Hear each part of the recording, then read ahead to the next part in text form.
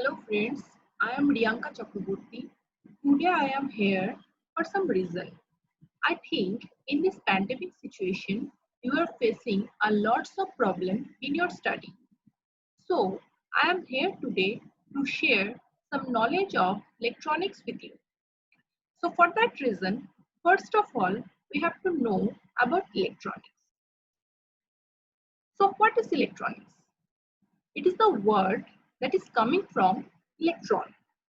Actually, electronics is the branch of science and engineering dealing with the theory and use of a class of devices in which electrons are transported through a vacuum, gas, or semiconductor. The motion of electrons in such a device is called electronic devices. So, where we use electronics? Actually, we use electronics in our daily life in everywhere, like mobile phones, laptop, desktop, audio speaker, like this. And in case of biomedical, we use electronics also, like EEG machines, MRI machines, etc., etc., etc. So, what are the types of electronics?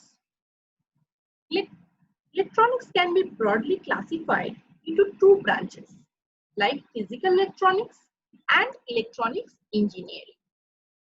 Physical electronics treats the motion of electrons in a vacuum, gas, or semiconductor.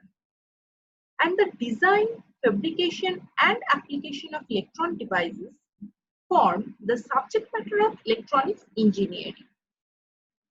So, before discussing about electronics, we have to know about semiconductor.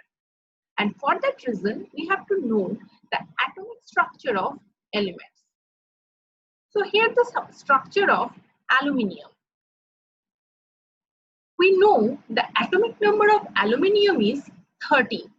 That means the number of electrons and the number of protons is equal to 30. We also know that the atomic weight of aluminium is 27. So what is the number of neutrons?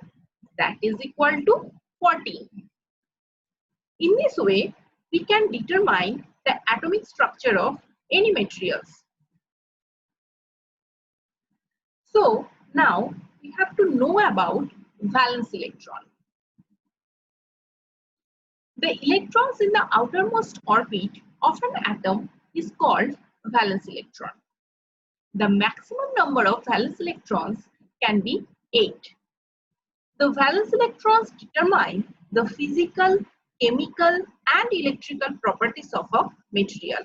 On the basis of electrical conductivity, materials are classified into conductors, insulators, and semiconductors. So, when the number of valence electrons of an atom is less than 4, the material is called metal or a conductor.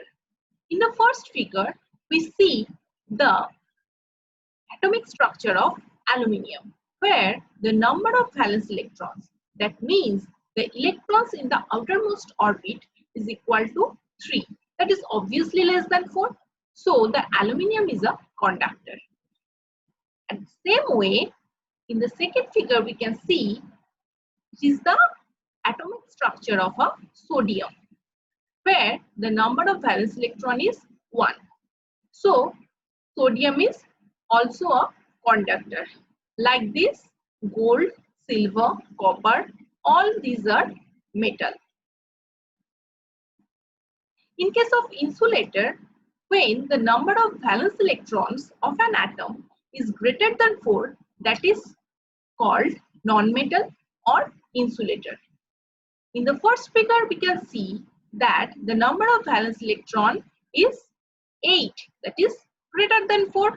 So neon is the insulator. In the second figure, we can see that the number of valence electron is 7. So it is also a insulator.